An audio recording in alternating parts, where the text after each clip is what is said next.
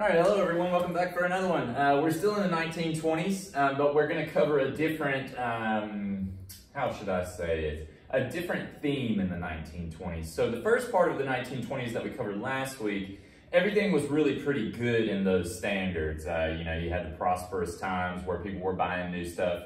You had radios, you had people going to the movies, you had celebrities, all that stuff, cars, all that fun stuff. But there is a dark side to the 1920s, and you know in my class I love to tell you about all the equal sides of history, all the, you know, we like to learn the good stuff, but we also need to learn the bad stuff so that way we can take a really good, honest look at history, because when you look at it honestly, that's when you get to a deeper level of understanding. So today we're going to look at some different parts of the 1920s. They're not necessarily all bad. In fact, a lot of it's actually pretty good, such as the Harlem Renaissance and the Great Migration. However, there is a kind of a darker side to this era because there was a resurgence in racism in America during the 1920s, and we'll talk about that with US.28. And then there's two little standards that are tacked on to the end of this one. The Prohibition, the impacts of Prohibition, that's when alcohol was made illegal in the United States. And then from there, we have to talk about 1929 when the economy crashed, and then we'll be ready for the Great Depression once we come back from Thanksgiving. So we're moving right along, and before you know it, we'll be done with all this stuff, and we'll be in Christmas break, and then we'll come back and do World War II. So let me take a look, one look at the video, and make sure everything's looking good. I think it's looking very, very good. And here we go. I'm gonna try to do a little quicker on this one. Somebody fussed at me, said I talk too much in my videos. I'm like, well, you know, I get excited about this stuff. Remember to pause and take breaks as needed. Visit my webpage to download these notes and the PowerPoint. Email me with any questions, and so far y'all are doing a very, very good job, and I really appreciate it. So let's rock and roll. Let's do this thing. So the first one we got to do is called the Great Migration, and it's very, very simple. Great Migration just means people moving, and a lot of people moving. Great Migration, people moving in large numbers. And what that means is that a very, very large number of African Americans are going to leave the South because of the racism there and move to the Northeast and the Midwest. So let's just take a look. You can see here, and remember, always go to my website and download this PowerPoint, take a look at the notes. But it says between 1916 and 1970, over 6 million African Americans left the South. So they were living down here in the South because it's where their ancestors had lived, and they were facing poverty, they're facing racism, and they see the jobs in the factories of the North. Remember, there's all kinds of factories in the North, steel factories, automobile factories, all kinds of better places to work in the cities of the North than there are in the South. Also, racism is in the North, but it's not as bad as in the South. Remember, the Jim Crow laws are in the South up until 1964. And so they say, hey, the South is just not where it's happening. There's not a lot of jobs here. There's a lot of poverty, and there's a lot of racism. So we're leaving the South. So very, very simple definition. The Great Migration is just a time period in the early to mid-1900s when millions of African Americans left the racist South. And there's two reasons why. Number one, they're escaping the racism in the South, and number two, they're moving to the cities of the North to find jobs. Escaping racism, looking for jobs. Cool. Rock and roll. All right, now, when these African Americans moved to the North, they established their own communities within the cities that they moved to, such as Chicago, New York City, and Philadelphia. So they tend to settle together. Remember, we talked earlier in the year when immigrants moved to new cities, they formed ethnic clusters, and that's kind of the same deal for African Americans. Even though they're from America, when they move to these cities, they kind of like to stick together when they get there. So these people in history, when they moved, they settled in their own kind of areas, and it forms new cultural changes that are in these cities. And we're going to talk about one that happened in New York called the Harlem Renaissance, okay? So cultural changes as a result of people moving. So people move, the culture changes. Pretty simple, okay? All right, now, I put all the questions at the end of this PowerPoint, so hopefully it'll go just a little bit quicker. So now we're going to talk about something called the Harlem Renaissance. Harlem is a neighborhood in New York City. So I'm just going to break this down just a little bit before we get going. So this is a neighborhood in New York City. And Renaissance, if you remember from 7th grade, was a time period of art. So, and Renaissance is a French word. It means rebirth. And so what we're looking at is the neighborhood of Harlem produces, it's mostly African Americans that live there, and they produce a great time period of art. And we're going to have all these people that some of you probably heard of before. Louis Armstrong, Duke Ellington, Langston Hughes, who is a writer. These two are musicians. and then Zora Neale Hurston, who is also a writer. Now, not all of these people were necessarily living in New York while they were creating this, but since it happened during the 1920s, during this time period, it gets grouped into the Harlem Renaissance, okay? So hopefully that makes sense, but if it doesn't, we're going to go through it anyway, so you'll get some of that. So it's a time period of art and great culture, music, and that sort of thing, okay? So like I said, it's named for the neighborhood Harlem, New York, okay, because that's kind of where this whole thing started. But it's a time when art, music, and culture created by African Americans really flourished in America. Things were going really well as far as art, music, and culture created by African Americans during that time, during the 20s. So it's pretty cool. It's called the Harlem Renaissance. Okay? Now, this is different because before in America, you know, African Americans were told, don't do this, don't do that, don't do this. And African Americans are saying, hey, you know what? We're moving up in society now. We're getting better jobs. We're moving to big cities. We're changing and we're evolving into something that is a great producer of culture, and racism can't keep us down anymore. It's a big cultural change. It's that cultural evolution. And this is very, very, very good in American history because we get a lot of great art, literature, and music. And they say, you know what? We're proud of our history. Even though y'all have done in American history, it's been kind of negative so far. It's been, you know, there was slavery, there's extreme racism in the South. But they say, hey, you know what? We're going to do this anyway. We're making great art, we're making great music, and we're making great culture now. So this is really, really fantastic that this happened in American history. So Harlem Renaissance is very good. And some of the big people that come out of this, first one, Louis Armstrong, there he is there. Fantastic jazz musician, probably the best jazz musician, just my opinion, but hey, I think he's the best. He is born in New Orleans, but he traveled up to Chicago, and he did play in New York. And he's probably, I would say, the most famous and probably definitely the most important jazz musician of the time. So he's a member of the Harlem Renaissance. Good job, Louis Armstrong. Very cool. Thanks for making awesome music for us to listen to. So cool. All right. Another one is Duke Ellington. Duke Ellington, he's kind of the front man for these different jazz bands, and he plays at this famous club called the Cotton Club in New York City, okay? So he's the director of a jazz band, and he helps develop very famous jazz artists, and he himself was a musician too. So Duke Ellington there. So we got Louis Armstrong and Duke Ellington. Those are musicians of the Harlem Renaissance, this time period of cultural flourishing for African Americans. So this is really cool. I like learning about this stuff. Langston Hughes, another. He was a writer. He was a jazz poet and writer. So some of his poetry he would put to music, but he's mainly a writer.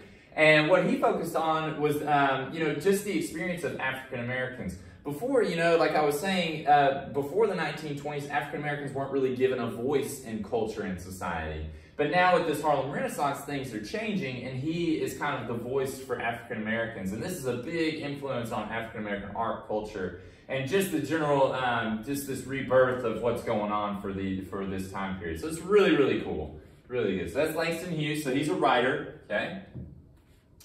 And then Zora Neale Hurston, she is actually from Florida, and she wrote about two things. She wrote about what it was like, first of all, to be an African American in the South, and second of all, what it was like to be an African American woman in the South. So she is one of the very first really famous female African American writers. And she is a big, big part of this Harlem Renaissance here. Okay? And she wrote about just how hard life was in the South. So her stories are very, very interesting. She comes from a background of poverty, so very interesting stuff. So Harlem Renaissance, great time period when art, literature, music, culture, all these things created by African Americans is really flourishing in the United States, and it's really, really awesome. So very good. Cool. All right. Now we got to talk about some stuff that's a little less fun, definitely not as fun, and I'll break it down for you real quick. So like I was saying in the intro in the very beginning, because of this time period, racism really kind of ramps back up. The racist people who lived back then, they saw this Harlem Renaissance happening, and they're like, we don't like this, they considered it kind of a threat, which is really terrible. Like, let them do the thing, you know, it's cool. But, you know, in history, racism has been a big thing, especially in American history. So we're going to go through some of this. But there's also a focus on anti-communism during this time period because of World War I. Okay, a lot of the countries in Europe were becoming communist to recover from World War I. But we'll talk more about that later. So in the United States, there are a few things that happen. First of all, there's something called the First Red Scare, and it's when the American government kind of goes after so-called communists. They weren't necessarily communists, all of them, but really goes after some of them. The Immigration Quota Act. Quota means only a certain amount of people can be let in, so they're only going to let a certain amount of immigrants in now, which is kind of a form of racism when it's grouped with this. Definitely something that's racist right here, the resurgence of the Ku Klux Klan, the KKK. The KKK gets huge during the 1920s, its biggest numbers of all time. We're talking about millions of members across the United States, and we'll talk about the different reasons why. And that's really bad. Then we got a lady, her name is Ida B. Wells. She is an activist, an African-American activist who calls out groups such as the Ku Klux Klan. We get a guy named Marcus Garvey, and he's got some new ideas called Garveyism, and then we'll talk about the NAACP, which, if you recall, was an organization established by Du Bois, however you want to say it. But it's an advocacy group, it's a legal group who helps out African-Americans when they have cases specific to racism and civil rights and things like that, okay? So there we go. You got a little breakdown of that, but let's jump in and break it down for real. For real, for real. Remember to pause as needed, and email me if you need any help, okay? All right, so as I said, after World War I, America kind of turns away from the world, and they say, hey, you know what, we're going to focus on ourselves. And the problem is, at the time, that meant kind of really shutting off anything that was not traditionally our great American exceptionalism. And unfortunately, and I'm not being weird, and this is going to sound bad, but this was like the white leadership, the social Darwinists, these people who are rich, and they were white, and I'm not being weird, I promise, I'm just trying to explain. These white leaders, they say, hey, you know what, we need to make our society more, it just becomes a more racist time. I don't know, this is an awkward conversation. I hate talking about this stuff because it's just awkward. But basically the takeaway is America becomes a more racist society at the time after World War I, because it saw World War I as this big catastrophe, and they look back in on themselves and they say, well, what's wrong with us? And of course the finger gets pointed at immigrants and African Americans, which is a shame. It shouldn't really be that way. It definitely shouldn't be that way, okay? So you can see these are some signs from the 1920s. I'll just let you read them. That's some of the racism that was evident from back then. And it's crazy they used to put this stuff up and it was like accepted. So wild. So wild. Okay? All right, now, so people were really worried after World War I about communism, anarchy, and revolution, mainly because what happened in Russia. The people in Russia, led by Lenin and Stalin and all those guys, they overthrew the government, and tons of people died, and it was this big bloody war, and things were really scary in Russia, and America saw that, and they were like, whoa, this could happen here. So the government really cracks down because they're worried about communism taking over. They're worried about a revolution, okay? They're worried about unions, mainly labor unions, joining together and taking over, okay? So what the government did during this time, they kind of did a little bit of illegal stuff. They would break into people's houses who they thought were communists. They would read people's mail. They would arrest people just because they thought they were communists. And they deported people who were supposedly communists or anarchists or radicals. Anarchists are people who want to overthrow the government and take over, okay? Or just have nobody take over, all right? So the first Red Scare, so what you need to know, here's the takeaway. The first Red Scare is when the government went after communists. And there's multiple Red Scares in history, but this is the first one that we learn about, okay? And it happened in the 1920s, okay? So they went after communists, all right? Cool. All right, now, so remember, we've on this theme of racism and discrimination. And so one thing that the United States did, because you know, they kind of turned racist and discriminatory, even worse, is they passed something called the Immigration Quota Act. So there are several of these. And what it did is it said only a certain amount of people, and it's usually 2%, sometimes you'll see 3%, 2 or 3% of certain groups of people were allowed in. But it's really unfair because it targets two groups. It targets people like Italians, Polish people. It also targets Asian immigrants, which, if you recall, Asian immigrants were really not allowed in at all after the Chinese Exclusion Act and after the Gentleman's Agreement, okay? So, so Immigration Quota Acts, here's the takeaway, real simple. Immigration Quota Acts set limits on the amounts of European immigrants that could come in, okay? So there you go. You can see it's like a funnel, and he's put up a gate, okay? So there we go. Come on. All right, now, so during the 1920s, and this is one I really hate talking about, the KKK grew to millions of members. There's a reason for this, and it's that in the 19-teens, I don't remember exactly what year, but there was a movie that came out. It was called Birth of a Nation. And what this movie showed, it essentially demonized African Americans, and it was like, before the Civil War, life was great in America. There was slavery, and life was wonderful. That's what this movie's saying. And people saw this movie. This is a big piece of propaganda, and we've talked about propaganda a little bit before. But remember, that's media that pushes out a message. And this movie, Birth of a Nation, basically said that white America was what America was supposed to be, and leave out everybody else. And when people see this, they're like, wow. And remember, it's propaganda, and people like really got into this, which is super terrible, by the way. And a lot of people joined the Ku Klux Klan. And during the 1920s, it wasn't necessarily this secret group of people that ride around at night. These are politicians, these are rich people, these are famous people, these are everyday normal people. You can see there's like kids and stuff in here, and there's women.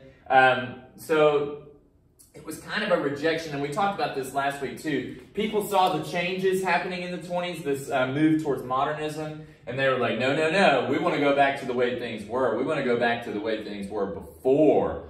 And this is really bad, okay? And but what you need to know, the takeaway is that the Ku Klux Klan got really, really big during the 20s. And it happens, like I said, because it was a pushback from that change that was happening. They didn't like the things happening with the Harlem Renaissance. They didn't like the women changing and being the flappers and all this and that. So it's kind of trying to go back to that old school way of thinking. Now, thankfully, this era ends, and the Klan nowadays has less than, I think it's like 3,000 to 4,000 members. Still around today, unfortunately. But so this era ends, thankfully, and the Ku Klux Klan kind of has to go back into hiding. But we'll talk about the 1950s and 60s, and it gets bad again, so bummer. But anyway, Ku Klux Klan grows during the 20s because of this. It's rejecting these changes. They want to get back the old way, okay? All right. Now, somebody who fights back against this is this lady right here. This is Ida B. Wells. Ida B. Wells lived a very rough life as far as she had extreme poverty and suffering. She left home very early and became a teacher. I think she was like 16 years old and she was a teacher, or maybe even 14. But what she did is she wrote a bunch of books and reports and all these things where basically they just gave straight up facts about some of the abuses that the KKK had committed, and talked about lynching. Remember, lynching is murder, and back then it was usually hanging. And she gave very, very graphic details, and she published them all over the United States. She received a lot of death threats as a result, but her works are very, very, very important because she brought all these facts to light. A lot of people around America didn't understand just how bad the South was in the 1920s and before. And she told it how it was, and it was very scary because a lot of people really, really hated her and wanted to kill her. She's very into women's suffrage, so this is before 1920. She fought for women's suffrage. And she's friends with Du Bois, and was a co-founder of the NAACP, and we'll talk more about them in just a second. So here is the takeaway for this one. Ida B. Wells, African-American woman who basically exposed just how bad things were in the South, okay? She was a great activist for African-Americans, a great lady. And you can see just in her face, she's got that courage and determination. So cool lady, good job, Ida B. Wells. Thank you. Very good. All right, now, here's a character who's interesting. He's got an interesting idea. It didn't necessarily work, but it's an idea, and I'll just explain it to you. So here's a guy named Marcus Garvey, and he was a leader for African Americans, and he has an idea that all African Americans should go back to Africa. He said, hey, let's look at things in Africa, or let's look at things in America, and we see how bad they are, so why don't we go back to Africa? Fine idea. A lot of people didn't agree with this because life is better, even though the racism was really bad, just conditionally as far as like access to modern things. Life was better in America than in Africa, even back then, okay? Now, I know the racism is bad, and I'm not taking away from that, I promise. but just like convenience-wise. So a lot of people didn't really buy into this. They were like, yeah, this is a different kind of idea. Also, Garvey himself was a little bit racist. So like people like Ida B. Wells, she fights for everybody. She fights for rights for everybody. And Garvey fights specifically for African Americans, which is fine. But here the problem is that he was really racist towards other people. A lot of people don't really go for this idea, but out of it comes some different movements that we'll talk about later. The Black Power movement, Rastafarianism, and the Nation of Islam. And we'll talk about all those later when we get to the 1950s and 60s, okay, and the 70s. All right, so that's Marcus Garvey. He's got an idea for all African Americans to move back to Africa. Cool. And he has a nice hat. All right, now, so we've already talked about this before, but we're going to go over it one more time. So Ida B. Wells and W.E.B. Du Bois, they're a couple of the leaders of the NAACP. And like I told you, their whole goal is to fight for equality, whether it's through civil rights court cases, whether it's fighting for more money from the government to help out African Americans, just anyone who is facing discrimination based on race, the NAACP will fight for them. So they're an activist group that is anti-racism, okay? So there you go. All right, so that covers that one. Thank goodness we're done with that. I don't like talking about racism. It's a tough topic to talk about, but it's good that we have these conversations, okay? So now we're going to talk about something that is kind of a weird time in American history, Prohibition, and this is when alcohol became illegal. And it was a big, big failure in America because of this right here, the rise of organized crime. America gets violent for a little while, and we're going to talk about some of that. So this is the era of Al Capone and Lucky Luciano and all those cool mafia guys. And there's a lot of cool history in this part, so let's just jump right in. I think you'll like this part. All right, so Prohibition. If you recall, women voters typically were anti-alcohol back in the day, okay?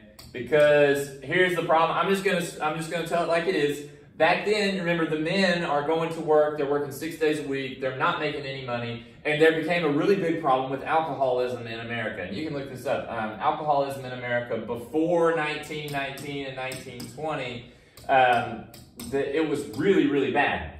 And here's what I was going to say about telling it like it is. A lot of these guys, they would go out after work or on the weekends and they'd get really drunk, and then they'd come home and they'd beat up their wives' families. They'd puke everywhere, go to sleep, all that kind of stuff that alcoholism entails. So women voters are really, really for this. They want Prohibition to happen. They say, hey, alcohol is a major problem in America, and it probably was, and honestly, it really kind of still is.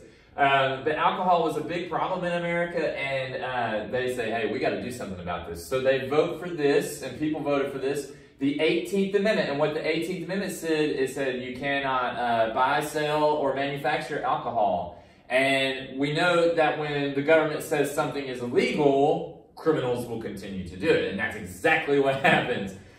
So all the alcohol in America was outlawed.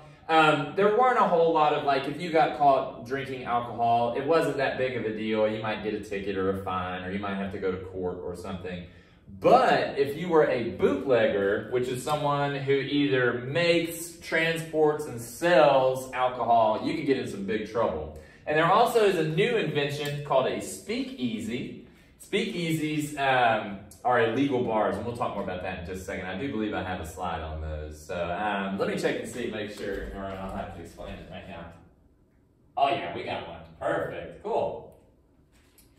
All right, so let's talk about this. This is an interesting time period because it was a major, major failure in American history because it does start all this organized crime, but it makes for some cool history, like people like Al Capone. I like learning about this stuff.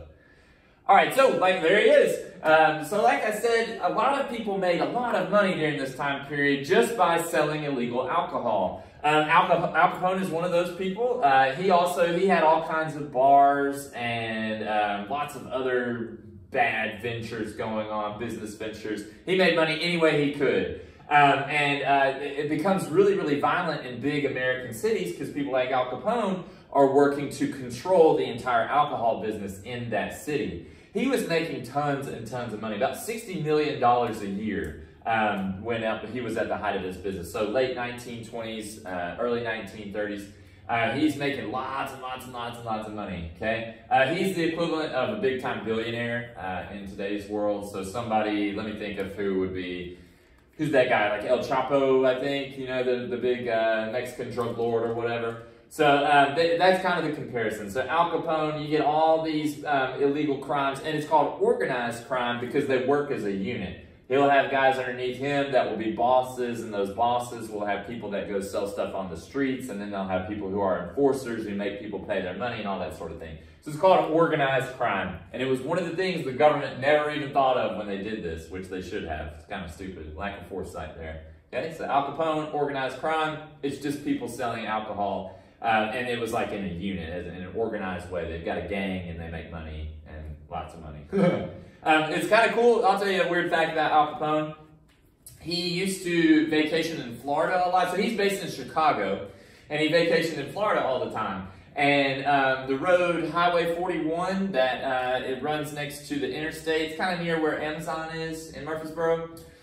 He would travel through Tennessee on Highway 41, and there's a place on Monteagle Mountain in the town of Monteagle that he used as a hideout, and now it's a restaurant, and I want to say it's called the Hideout or something like that. So I haven't eaten there, but I hear it's pretty good. But it was Al Capone's hideout back in the day on his way to Florida, which is pretty cool. So there he is. There he is, Scarface. All right, now, so bootlegging. Bootlegging is an interesting name. It comes from sneaking liquor in your boots. But there are a lot of different ways, and you can see this is a lumber truck here, and what they've done is they've disguised it with it's actually used to transport alcohol, but they disguised it as a lumber truck, and you can see their little trap door there. There's all kind of ways that bootleggers operated, and you can look those up, but just know that bootlegging means you're either making, transporting, or selling, or all three, usually, alcohol in this time when it's illegal. It's really dangerous. A lot of these trucks would get robbed. There's a TV show, and it's definitely rated R or M for mature or whatever. It's called Boardwalk Empire. I don't suggest you watch it because it's bad. Like, it's really bad. A lot of violence and stuff. But it does a really good job showcasing these bootleggers in Atlantic City, New Jersey during the time. So do not watch it. I'm not condoning you watching it, but it does have a lot of good information. A lot of, it just covers this time period. So anyways. Speakeasies. These are speakeasies here. Okay, so what a speakeasy is, it is a secret bar during the era of Prohibition. And the reason why it's called a speakeasy is because, number one, you got to be quiet when you're in here, which I don't imagine it was very quiet in there. By the way, where are your masks? Just kidding. So anyway, I don't know. They had to be quiet when they're in these secret bars. And also, usually they had to have a password to get into these bars. And these are like secret places. So the reason why it's a speakeasy is because it's got a little secret password and you got to be quiet in there. And basically all it is, it's a secret bar during Prohibition. Now, it started off, these things were secrets and they were a big deal, you know, like nobody knows what a speakeasy is and everything. But during the mid to late 1920s, speakeasies were just a thing. It was like, oh, it's a part of our culture, you know, and cops could be paid off to not come in there. You know, the bar owners could pay off the cops and say, hey, why don't you leave us alone, and that sort of thing. So speakeasy is just a secret bar during the Prohibition era. I like this guy. He doesn't look happy to be having his picture taken. Oh no, I'm going to go to jail. All right, so there you go. All right, so there we go. So we covered Prohibition there. And now all we got to talk about is kind of the end of the 1920s. And so for the end of the 1920s, it's when everything kind of comes to a head and kind of clashes, and this is the end, because all good things must come to an end. In the 1920s, in a lot of ways, is a golden age, because people are making lots of money, they're buying lots of stuff, electricity is more available, and things are just going really well in America. But the problem is that things caught up with America and the stock market crashed. So let's talk about that. All right.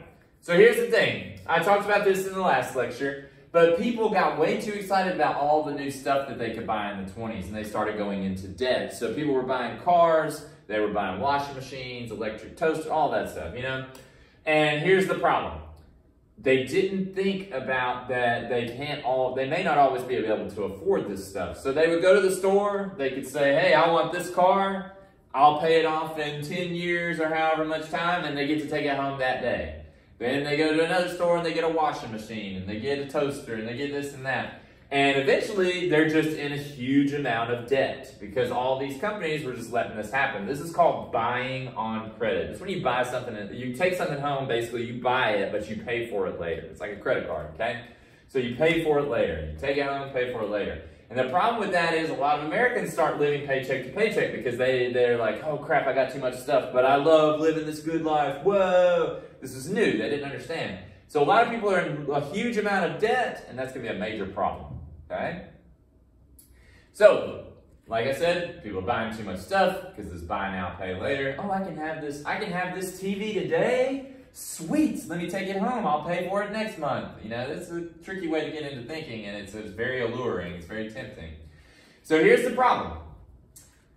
Stock market goes very, very high because all these companies start looking really, really, really good. Okay, all these companies start looking really good. All right, and I need to draw like a chart or something to explain this. Let me get past all this, and I'll come back to it. Okay, here we go. One more. So I'm going to draw you a chart.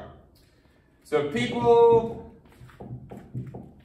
are buying lots of stuff.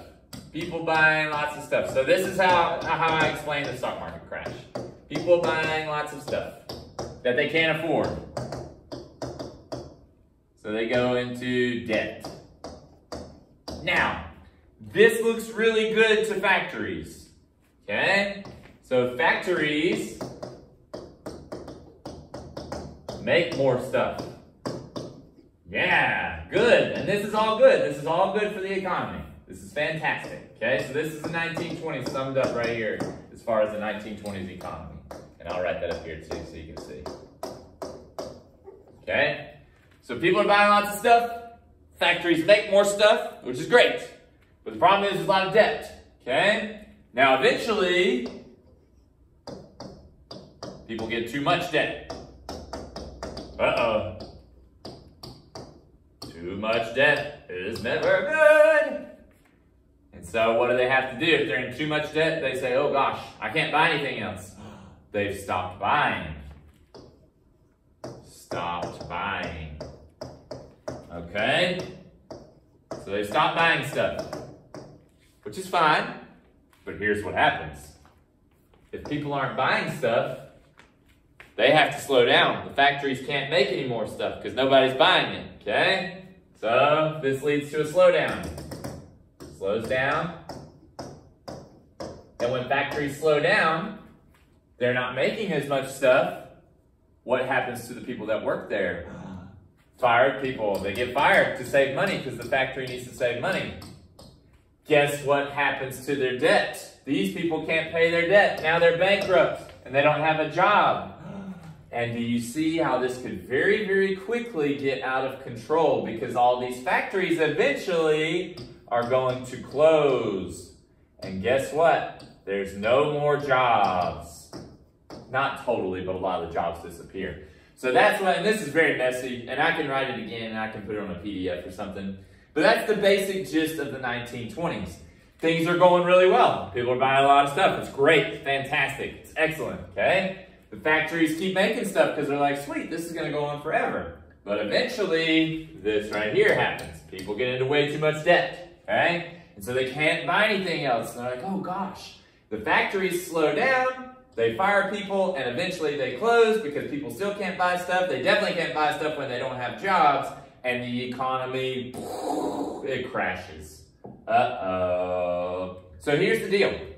There were people... And this is going to be a little tricky. Let me get back to it. Come on. All right. There were people who practiced something called speculation. And speculation is a little bit like gambling. Okay? So you buy stocks. And you say, hey, I think this stock value is going to keep going up. So like I buy a stock in Ford automobiles. And I say, hey, I think Ford is going to keep going up and keep going up and keep going up. And that's really good because it makes the price of the stock goes up. So all these stock market people are making lots and lots and lots of money. Okay? And that's great. That's fine. They're saying, hey, I'm going to buy more stock because I bet people tomorrow are going to keep buying cars. Okay? Now here's the problem. Towards the end of 1929, somebody figures out, America is really in debt. These factories aren't producing as much anymore. They take a good hard look at the facts in the economy. And they tell the stock traders start looking at this and they say, these factories are that factory's closing, that factory's closing. We need to sell. And in October of 1929, and we're going to talk more about this when we get to the Great Depression. In October of 1929, these stock traders realize we have all of this stock and our economy is not actually doing that good anymore. It looks good because people have a lot of stuff, but people are not repaying their money and these factories are closing, people are losing their jobs, things are starting to get weird. So in October 1929, these stock traders who had bought up all the stock decide, hey, this is about to get bad, we need to sell. And when one stock trader sells, another one decides to sell, another, etc. And all of a sudden, everybody is selling on the stock market, and when everybody is selling, the price drops way down, and that's why it's called the stock market crash, because the market literally, the value of all the stocks went way down, and then a lot of people lost so much money. We're talking millions and millions and millions of dollars lost, okay? And the banks failed, and we'll talk about why the banks failed later, okay? So imagine it like this. If you're confused about the stocks, imagine it if everybody in the world, or a lot of people had tons of pairs of Michael Jordan shoes, okay? You know, some Michael Jordan shoes are pretty rare. Air Jordans, some of the Jordans are pretty rare, okay? But imagine if all of a sudden all these Jordan collectors around the world got on one website or one page or something, all got on eBay, and they were like, we're selling all of our Jordans today. Do you think you could get on that website that day and find a pretty good pair of Jordans, a pretty good deal, because everybody's selling at once? Absolutely. So that's basically what happens to the stock market. It's like a giant yard sale, and the price just plummets of all the stocks. And when that happens, the economy crashes. I know that that's pretty complex. We're going to go over it again when we get to the Great Depression, but that won't be until after Thanksgiving, okay? So if you're a little confused, that's okay. We're going to go over this one more time. But just know that in October 1929, the stock market crashed. The golden age of the 20s is kind of over, okay? Black Tuesday, October 29th, 1929, the stock market crashed. This is really a depressing image. You got a fancy guy here, nice suit. He's obviously a stock trader. Fancy car. Says $100 will buy this car. Must have cash. Lost everything on the stock market.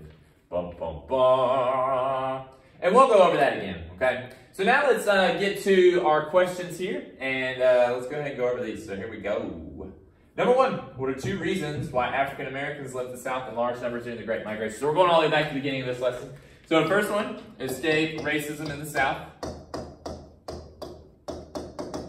Escape racism in the South. And also find jobs in the North. So there you go. Okay. Number 2, what was the effect of the arrival of African Americans in the large cities of the North? We get a lot of cultural changes. Many cultural changes. Harlem Renaissance is going to be one of those. Okay? There we go. Let me take a look, make sure everything's looking good. That looks great. Sweet. All right. Ta-da! Pause it if you need it. Let's rock and roll. Harlem Renaissance. It's a time period when art, music, and literature created by African Americans flourishes. A great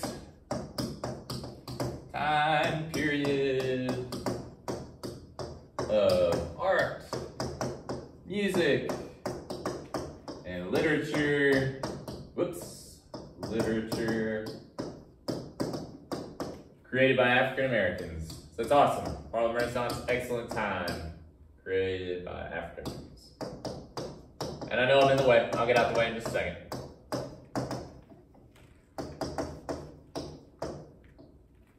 There you go. So there's that one. All right, so let's tell who all these people are. Just a short definition. Louis Armstrong, famous jazz musician.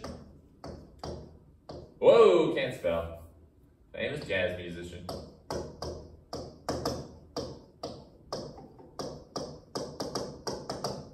Duke Ellington, kind of the same thing. We're going to word it just slightly differently because his role is a little different. He's a famous jazz band director in New York City. Langston Hughes, He is a poet and author. Poet and author are a little bit different. A poet is someone who writes poetry, and author is someone who writes books and things like that. And then Zora Neale Hurston, she is a female author. And remember, all these people are African Americans, and they're part of the Harlem Renaissance. Okay, so there you go. Very good. Pause it if you need it, and let's rock and roll. All right, so here we go. Fears of blank and revolution motivated the government to engage in illegal search and seizures, unwarranted arrests, and deportation. So the first Red Scare is what this is talking about there. So make sure you know that. First Red Scare, it's when the government is very scared of communism. All right, with the Immigration Quota Acts, the U.S. government did not allow any Asian immigrants into the U.S. Remember things like the Chinese Exclusion Act and the Gentleman's Agreement? So this is super racist. They didn't allow any Asian immigrants into the U.S. and limited the number of European immigrants into the U.S., especially those from Southern and Eastern Europe, okay? All right, now remember we talked about this when the Ku Klux Klan of the 1920s rejected the blank of the era and pushed for a movement back towards blank, or an older way of doing things. And you learned this, not this week, but last week. So you've already learned this part, but what they're wanting is they rejected that modernism. They don't like the changes that are happening. They don't like this change with the Harlem Renaissance and with flappers and with just a better and different way of thinking. And they want to push back towards the old way. And remember, that old school style of thinking is called fundamentalism. Fundamentalism. There you go. Or an older way of doing things. Okay? Fundamentalism. So there you go. Pause it if you need it. And we're moving right along. Ida B. Wells reported on the blank happening in the American South and was a co-founder of the blank. So she reported on the lynchings. Remember, she gave very graphic details in her stories, which shocked people and pushed people to say, hey, racism is not cool. It's not okay, okay? And she was a co-founder. Basically what I'm asking for is what's the abbreviation for the National Association for the Advancement of Colored People? It's the NAACP. Okay? NAACP. That's what that says. Marcus Garvey founded a movement called Garveyism. Real original there, Marcus Garvey. Yeah. Garveyism, which called for African Americans to return to Africa. All right, one more. The goal of the NAACP was to ensure the political, educational, social, and economic blank of rights of all people and to eliminate race-based blank.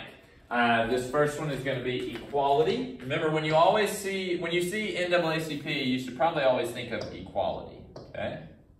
Equality. And wanted to eliminate race-based discrimination. And hopefully you can see this okay. Let's see how it's looking. It's looking pretty good. I think you can see that. Yeah.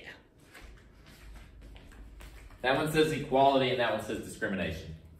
All right, almost done.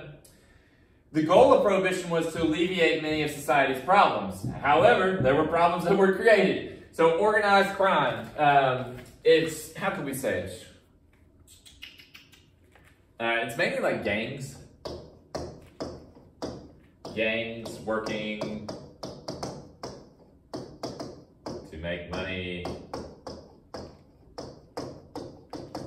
illegally. So organized crime is definitely still around today. Okay? Bootlegging, that is the illegal manufacture, sale, or transport of alcohol. Whoa. Let's rewrite that one. Sale or transport of alcohol.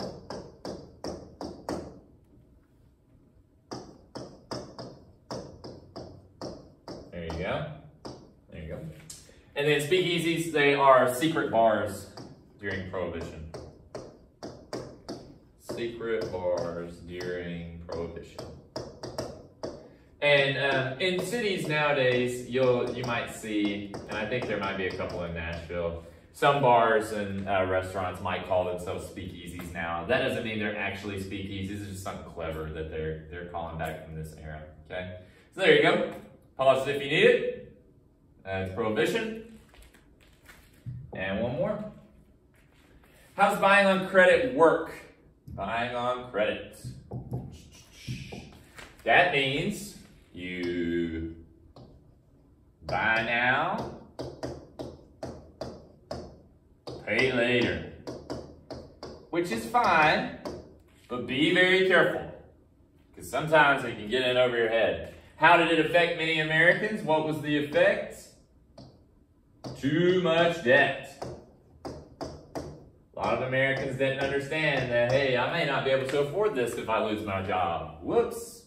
Okay? What's the negative impact of consumerism? Consumerism is this, where you're buying stuff you don't necessarily need. The negative impact is that Americans were in way too much debt.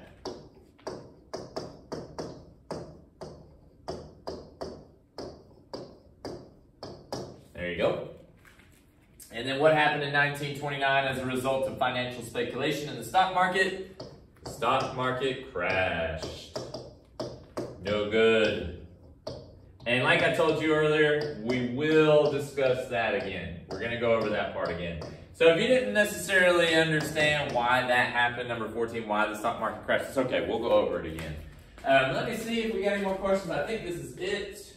That's it. Okay. So I'll leave that up there so you can look at it. Hopefully you got all this. It was a lot in that lesson, but I think it was pretty straightforward. So we had a great migration, lots of people moving for different reasons, and we got the Harlem Renaissance and all that.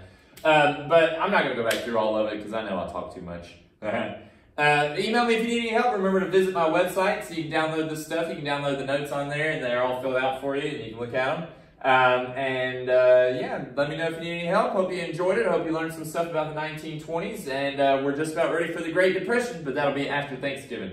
Next week, we're going to review, because we got a test coming up that I will email out, but that's not going to be until the week of November 16th to 20th. I'll email that out, okay?